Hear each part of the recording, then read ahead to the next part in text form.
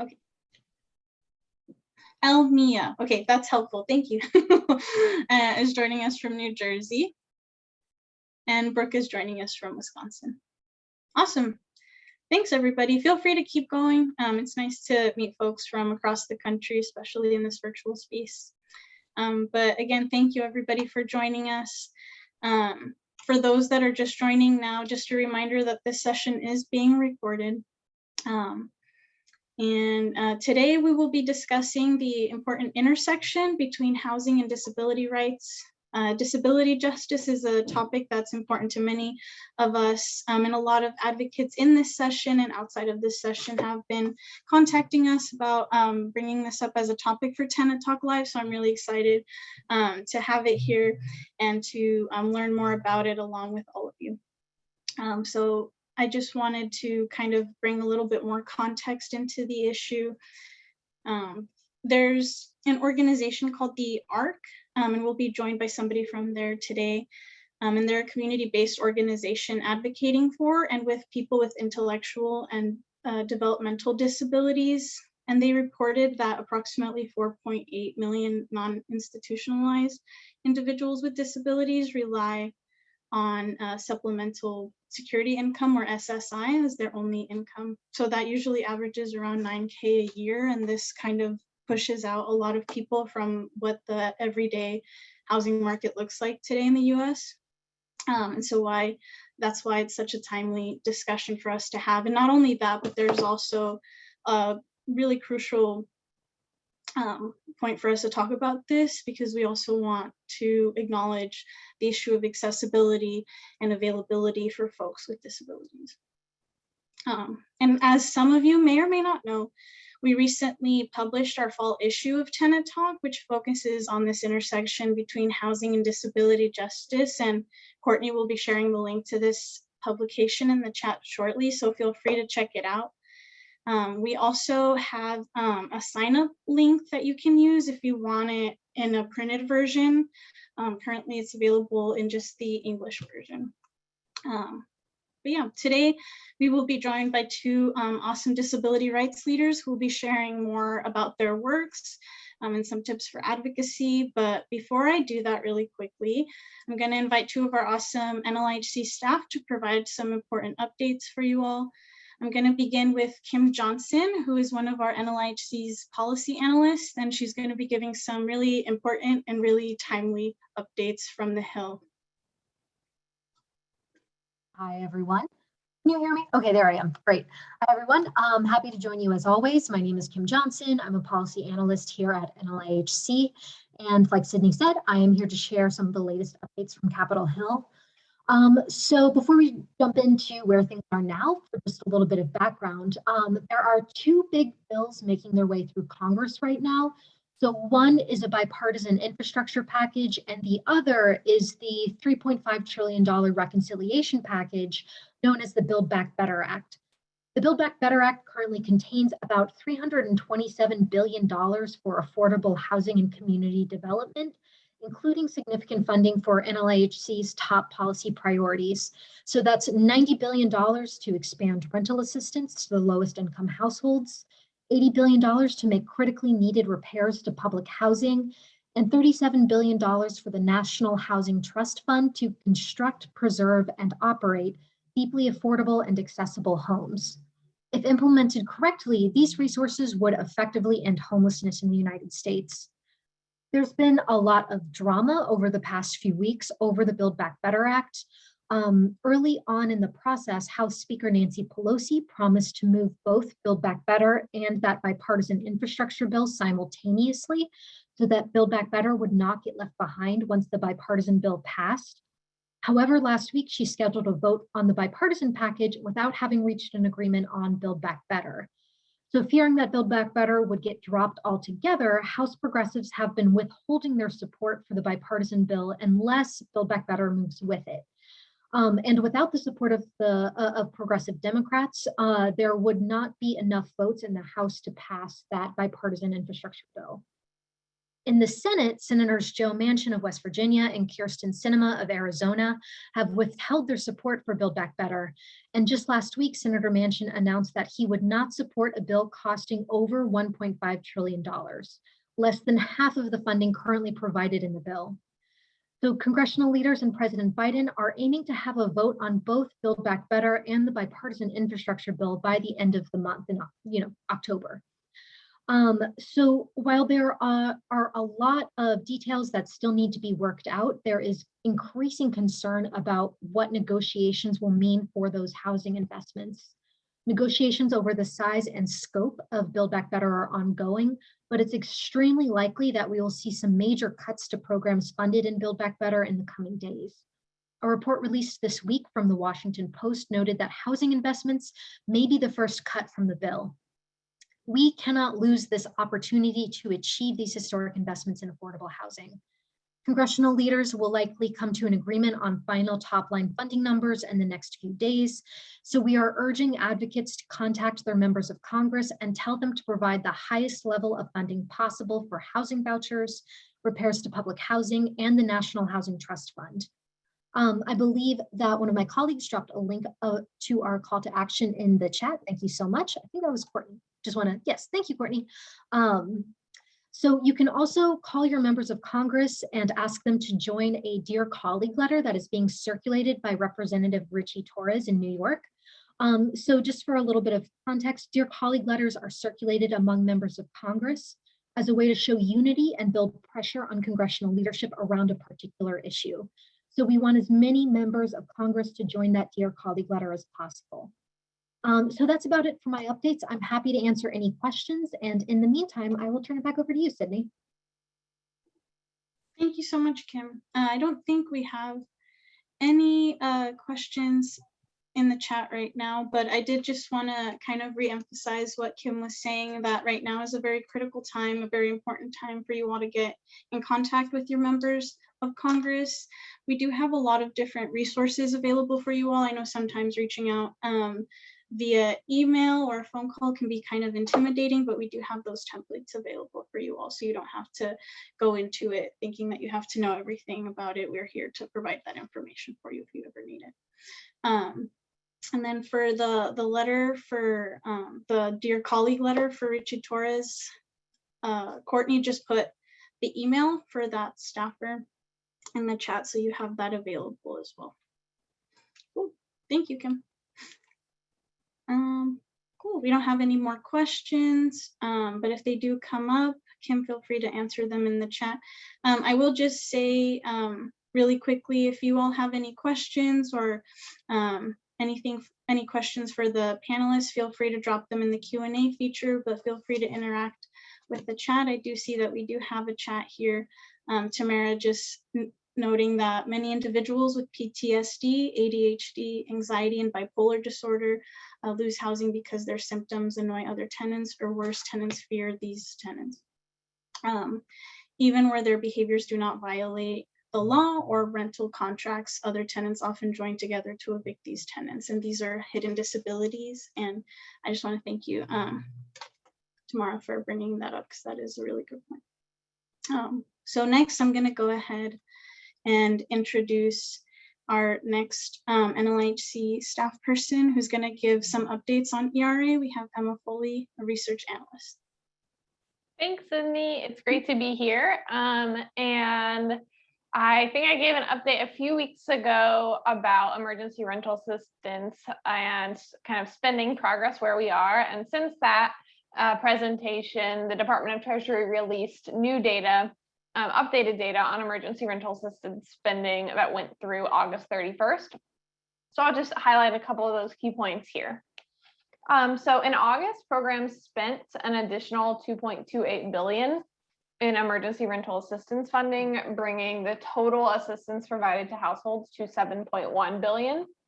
This represents 28% of the ERA1 allocation, which is a total of $25 billion. After only a slight increase in spending between June and July, August had a substantial increase in the rate of spending. So grantees spent $550 million more in August than they did in July. And in comparison, they only spent 196 million more in July than they did in June. Overall, nearly 1.4 million households have received ERA funding through the end of August, and 400,000 of these households were served in August alone. But despite this progress, a lot of programs are still spending an insufficient amount of funds and are not implementing critical features like self-attestation, directed tenant assistance, and targeted outreach. Today, the Department of Treasury came out with guidance on reallocation of emergency rental assistance funds for programs that are not spending their funding quickly and are not implementing best practices. And I will wait for a future call, a future policy person to go into details about that. But it could be a promising way to maintain rental assistance funds in an area, but potentially reallocate them to groups or entities that would get the funds out faster to people who need them. And NLIHC is continuing also to track kind of in real time ERA spending. Obviously, the Treasury data is only current as of August 31st, so over a month has passed since then. But NLIHC is now tracking 500 Treasury emergency rental assistance programs, which include, and our tracking includes both implementation features and spending progress. As of today, we're tracking that approximately 39% of ERA1 funding has been spent or approved, which is around an estimated 9.7 billion. NLIHC's tracking includes funding that has both been paid out to households as well as payments that have been approved to go out that haven't yet been paid. And in addition to our tracking of ERA spending, we are tracking programs in a lookup tool to help people find programs near them, and also maintain a dashboard of which programs are implementing best practices to make the program most accessible to renters. And so I'll post both the spending data, the lookup tool, and the dashboard in the chat. And one other thing I just wanted to touch on quickly that Laura brought up while we were discussing before this meeting is ERA2, which is something that people have been anticipating because it is, the eligibility is slightly wider than that for ERA1, in that people can receive assistance if they experience financial hardship during COVID in general, rather than the ERA1 eligibility, which requires a COVID hardship due to COVID. So a bit different language, but does expand the eligibility some.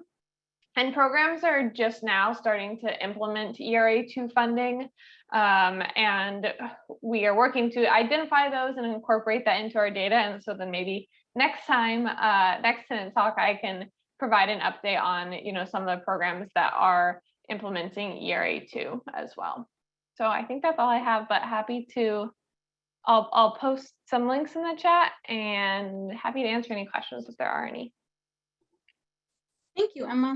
We did have a question from Chris, just asking what rent moratoriums are still active. And he said that he's heard that Oregon has one, but other states are still active. That Illinois just ended in October 3rd. And I guess the second part of the question would be what is being done to make sure ERP is being implemented correctly, or the ERA programs are being implemented correctly. And when does mortgage assistance start? So there's 3 questions in there, but Good questions. So what rent moratoriums are still active? That's a very good question. And I have a spreadsheet, but don't know it off the top of my head. So I can post, I'll actually type the answer in response once we wrap up here. It's not too many states that still have moratoriums active, though some kind of have a lesser moratoriums where it shouldn't be considered a moratorium, but if you apply for the emergency rental assistance program in that state, then your landlord cannot evict you because you've demonstrated an attempt to pay off those arrears. And so I will put those in the chat, and then let's see what's being done to make sure the ERA programs are being implemented correctly. That's a really good question, and I think that the reallocation process with the guidance for which just came out today is kind of the first major thing to hold programs accountable that are performing poorly. So both not spending a ton of their funds, not getting those funds quickly to people who need it, and also who are not implementing the best practices that Treasury has stood up. And so again, I won't go too deep into the guidance. I'll save that for one of our policy analysts on maybe another call. But essentially, if programs are not performing well, then they have to submit some kind of program improvement plan to Treasury. And then after several months, if they're still not performing well, then that money would be reallocated to a different entity. But I'll follow up with the other question regarding moratoriums in the chat. I'm not sure about the question for mortgage assistance. I don't know if anyone else on the call has an answer to that, but I'm not sure about that one.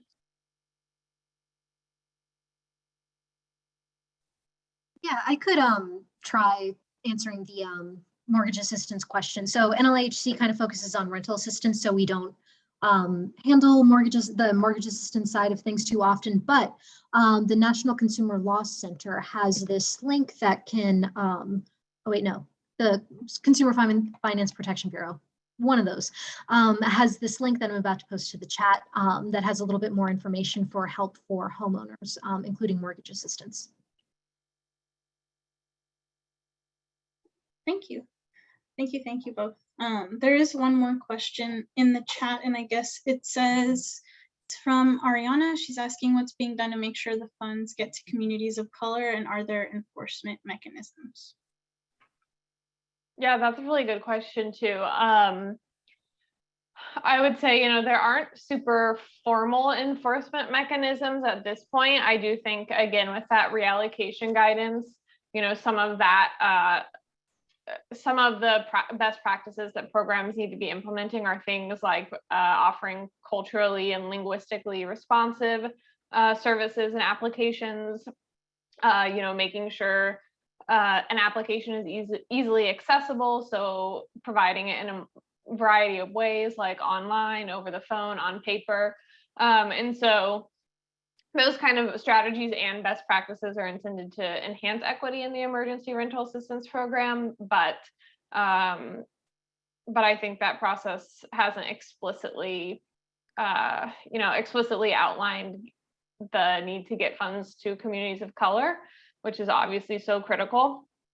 I think another thing that local advocates are doing, local and state advocates are doing for programs that have publicly available dashboards, is looking at those, advocating for any data points that aren't available that we would really like to see to be added to those. So for example, number of applications received by race and ethnicity, number of applications funded by race and ethnicity, denied, things like that, to be publicly available, and so that advocates can, hold programs accountable if it does look like, there's an uneven distribution or programs aren't reaching the people who need it most. Thank you so much, Emma. We'll bring on Danielle just to ask her question, and then after that, we'll go ahead and move on with introducing our panelists. But Danielle, if you want to go ahead.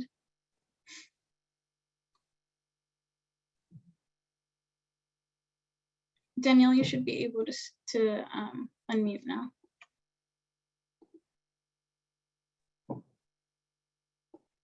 Oh, that was a mistake, sorry. Oh no, you're okay. It happens sometimes. Cool, thank you so much. We have one more question from Laura, just about effective communication for people with disabilities, deaf, blind, those who need large print. And then we'll go ahead and introduce our panelists after you answer that question. Yes, a really good question. We had a great presentation, I think, on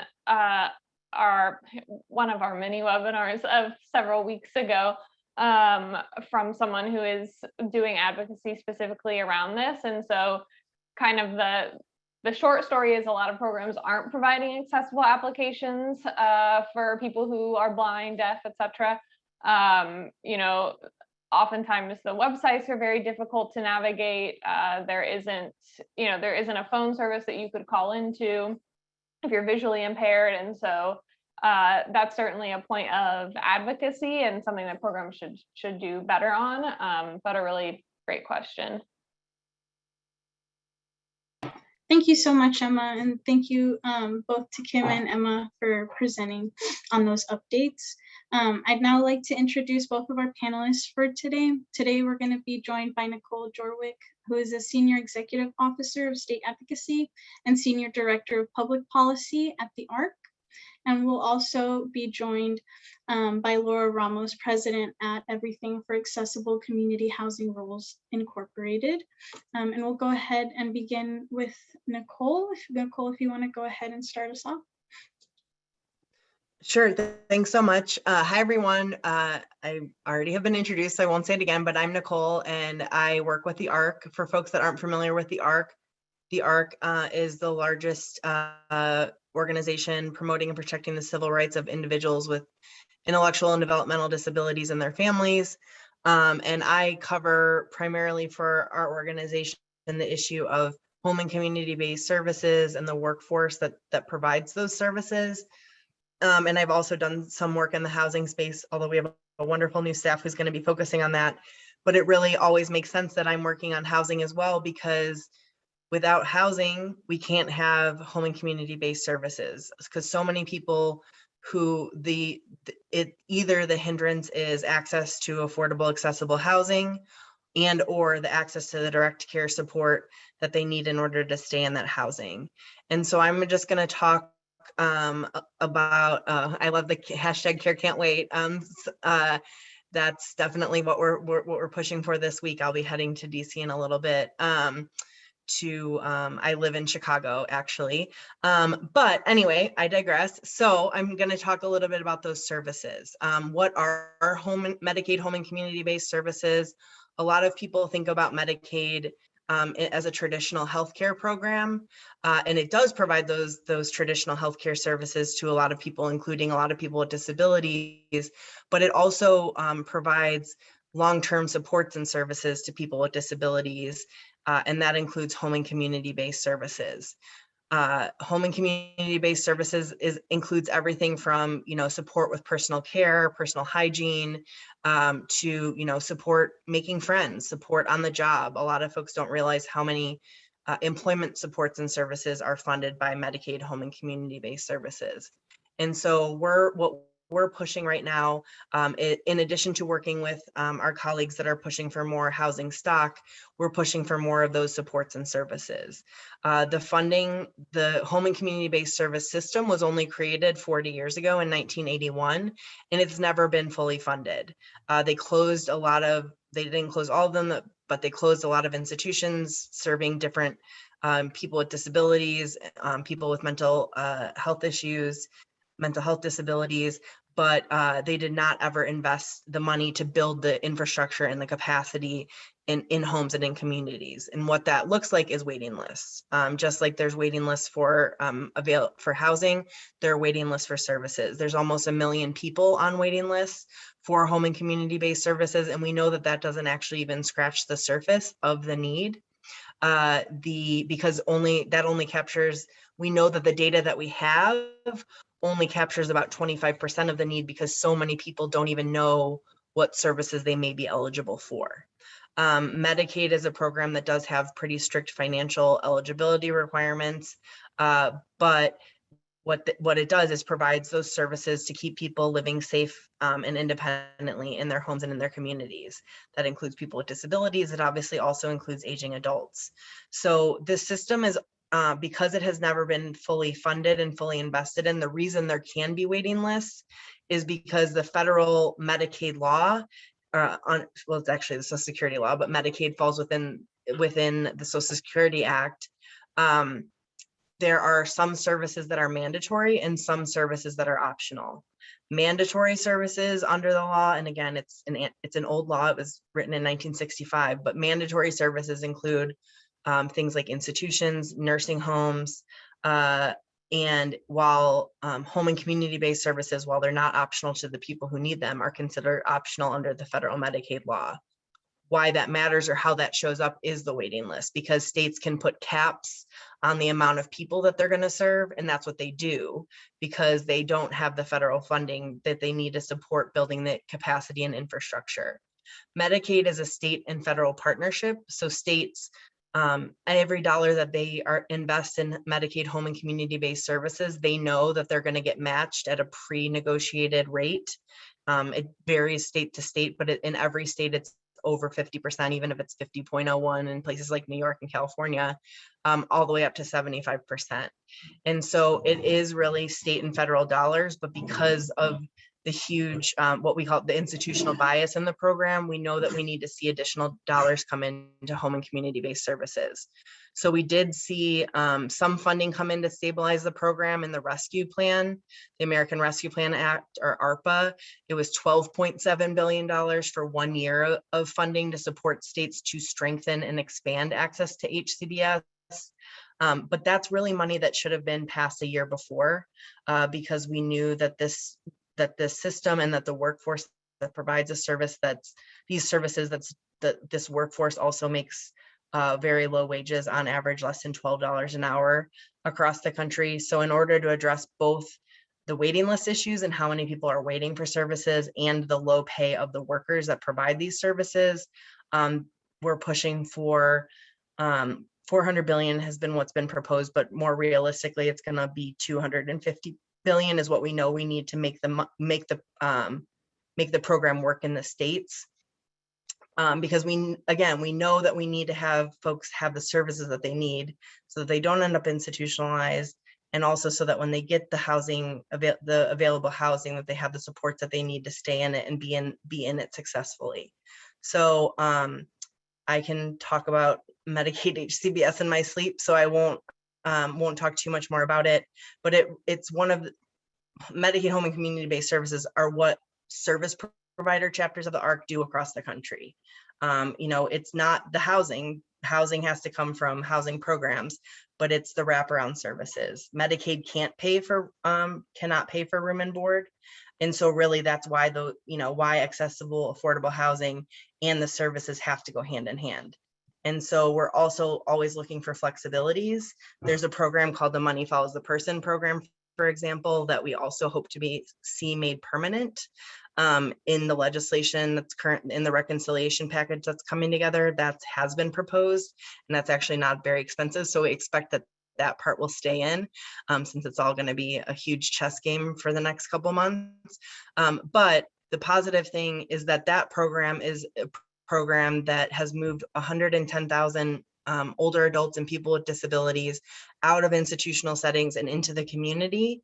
And it has some flexibilities. It can pay for first and last month's rent because so often why people lose housing is because of or can't find housing is because they don't have that access. So there are also some Medicaid programs that do have some direct housing components as well.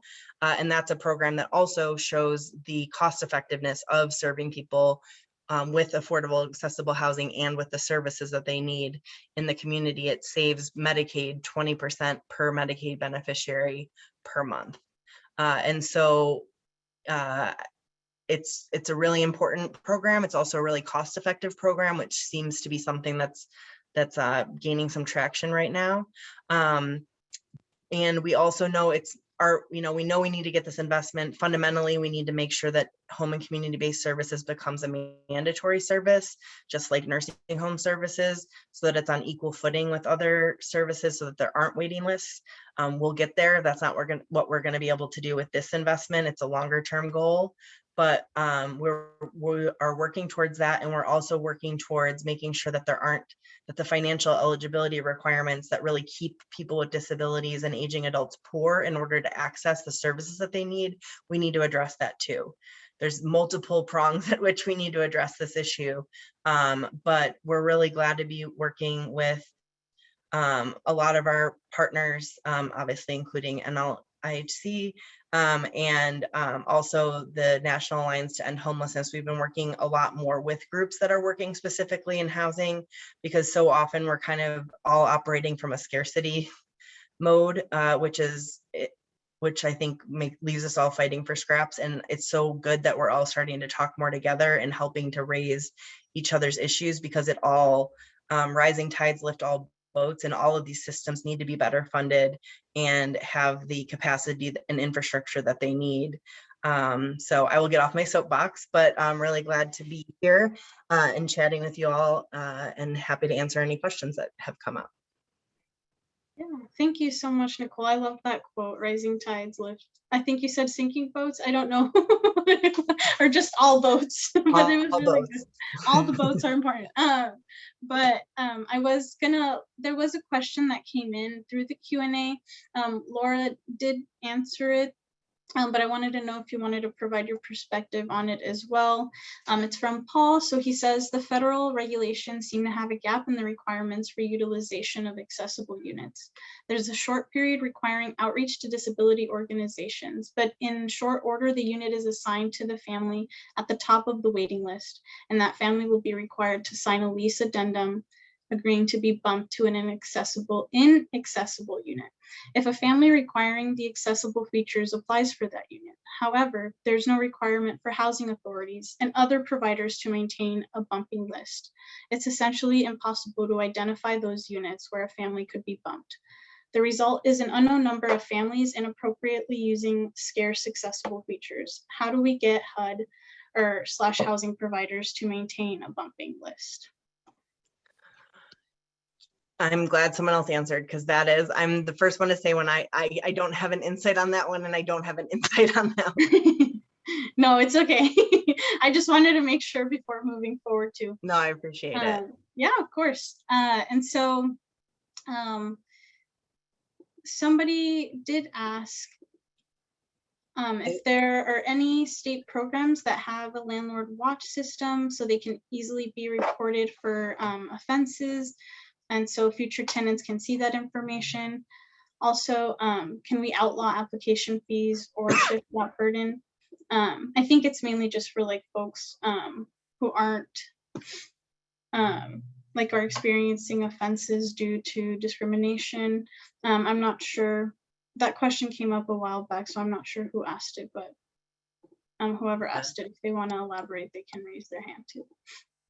Yeah, I'm not sure on that one. But I'm just reading through. I see the commentary on universal healthcare. So something I just wanted to note there is that members of the disability community and allied organizations worked really hard to make sure that home and community-based services are now included in all of the universal healthcare proposals. When the Medicare for All and other universal healthcare bills came out, they did not include LTSS. And after we got done with defending Medicaid in 2017 against the cuts that were being proposed at that time, we started talking about how you can't say anything is for all unless you include people with disabilities. So now Medicare for All, Medicare for America, which is the public option, all of them include HCBS, which is really important. And I also am seeing the commentary around, how the system, you can't work more because then you'll lose your benefits, and that kind of vicious circle is something that we hear a lot about, and it's something that obviously is impacted. It impacts housing, it impacts Social Security, it impacts Medicaid, and that's definitely something that we need to work on addressing as we continue to build back and work together. Sorry, I have a dog that's going nuts underneath me. It's okay. I think my dog hears it too because she also started barking. I've been pushing her down, but that's the best I can do. But it's something that we're very cognizant of, and it's something that we're really that is really important for us to work on, again, because we need to have both the housing stock and the services, and also make sure that people can build their own wealth and not be stuck in poverty in order to receive the services that they need. It's something that impacts all of our programs. Thank you so much, Nicole. There is definitely a lot of really good discussion happening in the chat, and I wish I could spotlight all of it, but y'all are having really good conversations, and I'm happy to have you all here to have these really important discussions. Okay, so thank you, Nicole. I'm gonna go ahead and have Laura come on now. If you want to go ahead and introduce yourself, Laura, a little bit, and go ahead and go forward with your presentation. Hello, everyone. I'm Laura Ramos, and I'm president of Everyone for Accessible Community Housing Roles, based here in New Jersey. And in honor of the people who died or who were displaced or injured during Hurricane Ida, and in memory of all those who died from Hurricane Katrina, I'd like to share with you a poem I wrote after Hurricane Katrina. I have a dream. I have a dream that arises from the nightmare of New Orleans, of the Gulf Coast in the aftermath of Hurricane Katrina, of the sick being pushed through contaminated waters by sisters, strangers, friends. I have seen the wheelchairs and the remains of the disabled covered in blankets, the crippled and ill drowning as their chairs could not wheel on water. I have a dream the disabled, elderly, and those in medical need were transported from the areas of projected landing zone before the whirling winds and storms came. They are cared for in trains, planes, buses, trucks, and boats, decked out as rolling hospitals filled with medical equipment, supplies, and personnel that they will need to sustain life until they arrive at refugee stations that are already set up to care for their medical, physical, and emotional needs, with emergency teams from all over the country and the world preparing the sites to treat survivors of the horrific Category 5 storm. I have a dream of the country mobilizing in special ways to assist the disabled who are traumatized and bereft from the brunt of the fearful forces of Katrina. I see medical supply companies, pharmaceutical firms, healthcare professionals, hospitals, Lions clubs, health insurance companies, state and federal governments, and charity groups meeting the short and long-term challenges of providing new medicines and supplies, eyeglasses, insulin, pumps, ventilators, CPAP machines, hospital beds, canes, walkers, rollators, wheelchairs, new limbs, accessible cars and vans, all the essential medical equipment which make life possible, functional, and independent for people who are disabled. I have a dream that inspired developers, city planners, foundations, housing agencies, and Habitat for Humanity find new ways to include accessible, adaptable, and universal designs in all residential homes and complexes, that all new and fixed buildings are accessible to everyone. I have a dream that the disabled are not segregated and left out of the new infrastructure built to replace those destroyed by Katrina, new accessible bathrooms, doors, elevators, sidewalk, curb cuts, buses with wheelchair lifts, neighborhoods where the disabled are as much a part of daily living as everyone else, workplaces that are accessible so that those disabled who can work will be able to freely enter and exit the building, housing complexes where the disabled and elderly can live with their families rather than being shuttled off to postage stamp-sized apartments, away from everyone and everything they know. Churches where one can wheel in and sing one's heart out to the glory of God without having to be helped up the stairs or over the threshold. I have a dream that no person is separated needlessly from their furry family members, especially the disabled who rely on service animals for their very survival. I have a dream that any disabled person needing a service animal will be given what they need. I have a dream that we will remember our disabled brothers and sisters, and they shall help us be whole.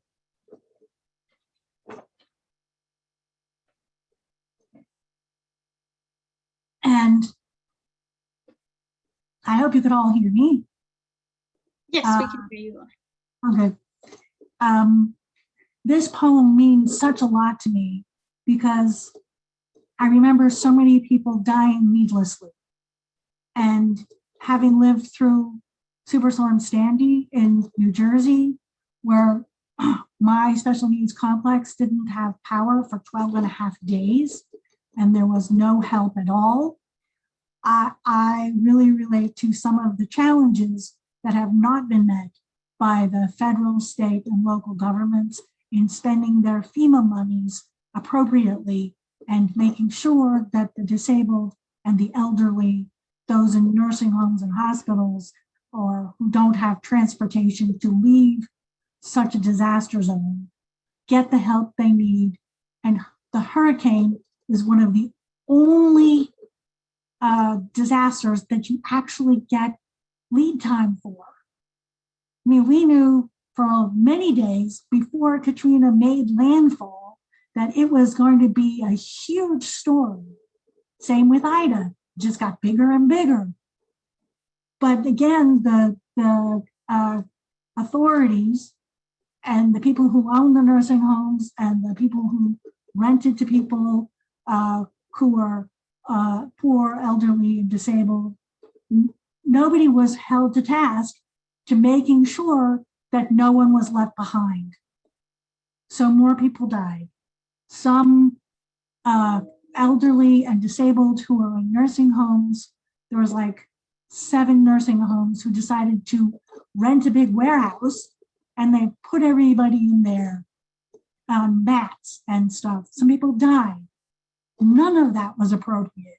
And they should be held accountable for those deaths, exposing everybody to COVID, and not getting them out of the disaster zone.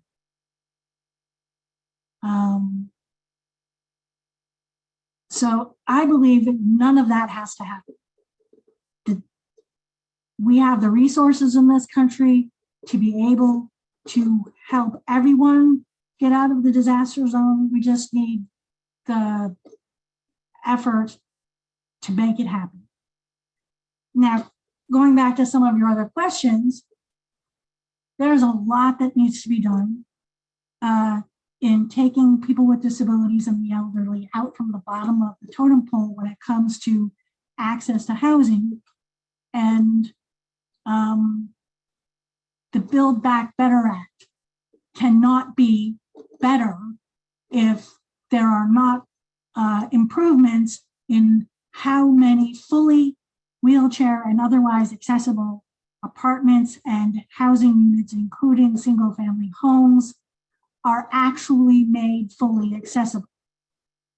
This idea, which is really ancient now, where the ADA or the Fair Housing Act take 5% of units and make them quasi-accessible, so maybe you can get in the building and maybe you can get into the bathroom, but you can't use any of the features in the bathroom or the kitchen or the bedrooms, etc., because nothing else is made accessible, has got to be destroyed.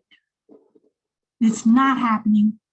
Moved into a brand new, supposedly accessible apartment last year. Went into the apartment, told her would have everything. Has almost nothing. And the landlord put in features to make it almost impossible to make the apartment fully accessible. Now, mind you, I've gone through all of the complaint processes through the federal government and the state government to try and get the landlord to actually follow the law. And so far, there's been no consequences. And I believe none of that had to happen. If, for example, there were oversight of the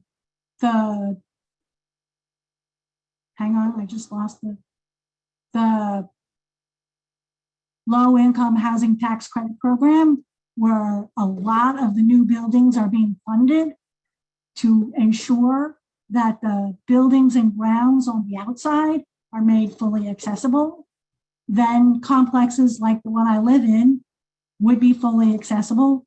Right now, because it's not done that way by the low-income housing tax credit program in New Jersey, there are apartments we can't even wheel up and knock on the door of our neighbors, because every apartment that has an upstairs, they did not make accessible front door.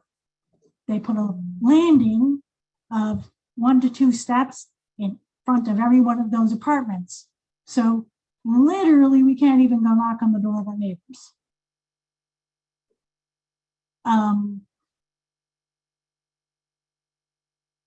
The programs need to change. The way that the major part of the funding is going to be dispersed has to be monitored, and it has to have literally no safeguards. There are safe harbors that these landlords and builders and state housing programs use to get around the accessibility issues. In fact, just recently they added 5 new safe harbors. You make the building this design, they can't sue them for doing it wrong or making none fully accessible. Those safe harbors need to be removed.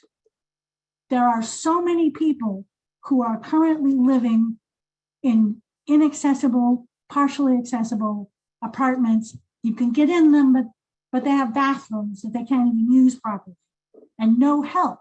In New Jersey, they don't even let the local and state housing trust funds to be used. You can't even apply for those funds to be used to modify an apartment after you move in. The people who own the apartments don't want them modified. So some of them will do anything possible to prevent that. What we also need is more funding and more attorneys in every single state who can help support people with disabilities who are being refused reasonable accommodations and reasonable modifications. Some states have great programs. Take Texas and California. Texas has some really great people. I just blocked his name, I'm sorry, who have been at it for a really long time and who have had great success in helping people with disabilities and their housing and disability rights. The National Housing Law Project has a housing justice network, which I'm a part of, and the National Housing Law Project has done some really great, it's not just research. They often help with different national cases. They also have a green book, which gives you the laws and the updates in cases that have been won across the country. They are a great resource. You can go to the NHLP.org website and learn a lot of the things that you need to help you with your disability rights and housing issues. Maybe that's enough, and maybe there's questions. No, you did great. Thank you so much, Laura. So I guess really quickly, there are a lot of comments and discussions happening in the chat, but I did want to ask just one question before I move through reading those. For somebody who, like, let's say they're not fully knowledgeable on housing issues or disability justice issues, how could they like get involved in advocating for these issues more? Well, it varies a lot. It depends what state you are in, or if you're, I mean, some places have some really great organizations who help with it. DC area has a really great organization. Like I said, the National Housing Law Project. In many states, not every state, they have disability rights legal services that are federally funded. Some states are better than others when it comes to housing. California is good, New Jersey not so much.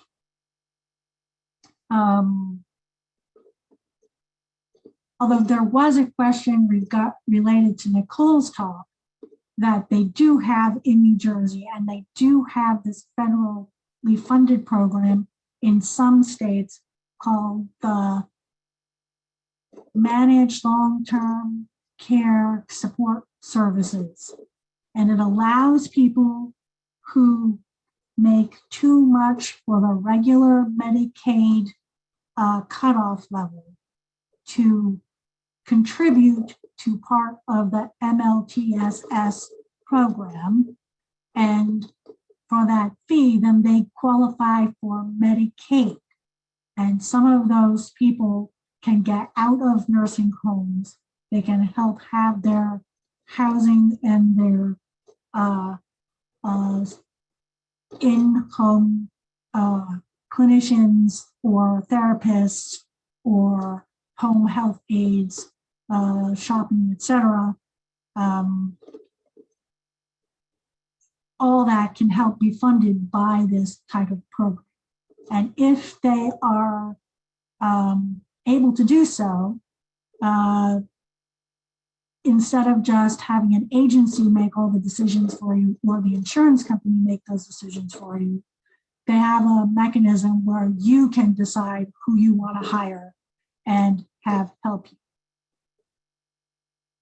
Or sometimes people use parts of those things. So I just wanted to say there are some states, New Jersey is one of them, that allows some of that overlapping and meshing of services.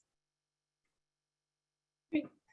Thank you so much. Ariana did have a question. I'm not sure if it was directed at a different comment in the chat, but I think it said what states do that program, or if it's just specific to a certain area. Well, it's a national program, but every state, when it comes to Medicaid, has its own policies. But you would be able to find out if there was such a managed long-term care support services, MLTSS program, if you looked up the state Medicaid website, or if you asked like people at the local social services office or at the state Medicaid offices, someone would know. Okay, thank you. And then really quickly, I'm just gonna ask this one question, and then if you can follow up with Chris in the chat. Charles asked, are there any disability groups in DC? I know you mentioned some groups, but if you knew any of them by name.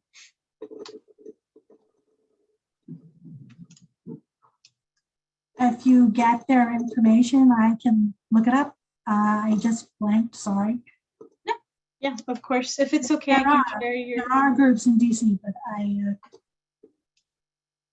Yeah, if you want, Laura, if you want, I can share your email with folks in the follow-up email after this webinar too, just so that folks can reach out to you directly too. Yes, it's eachrolls, EACHROLLS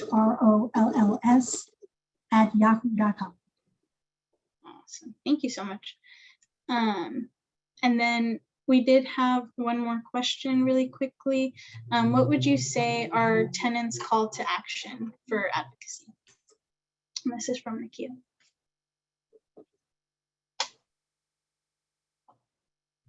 Could you repeat that? Yeah, of course. Nikia asked, what would you say are the tenants' call to action for advocacy? That's a very big question. There are so many things to advocate for, but in my area, which serves a lot of people, is that if you see, the thing is if you make more housing, whether it's an apartment or a condo or something for sale like a house, if you make all of that more universal design or more accessible, people with without disabilities can live in some of those units just fine.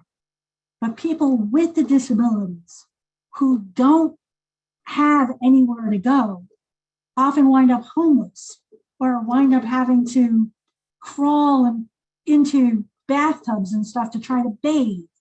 I mean, making things accessible for all is really important. So right, so right. There were a lot of discussions in the chat today.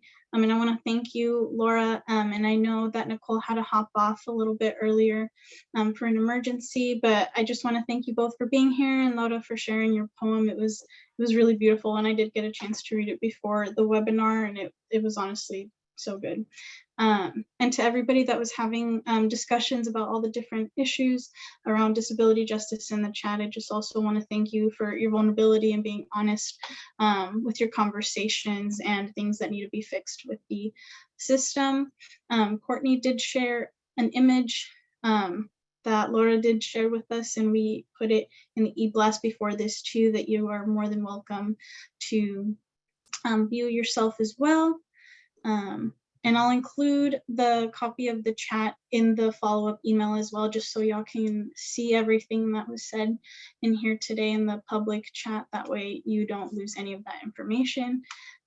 Courtney also dropped a link to our latest issue of Tenant Talk, which will also talk about universal design, in addition to other things that were talked about on this call, such as money follows the person, and community-based care through Medicaid. So again, thank you all for joining me today. I feel like today's session went by really fast, and I wish we could have spent a little bit of time talking about it, but thank you so much, Laura, and thank you everybody who joined us today. Have a good night, everybody.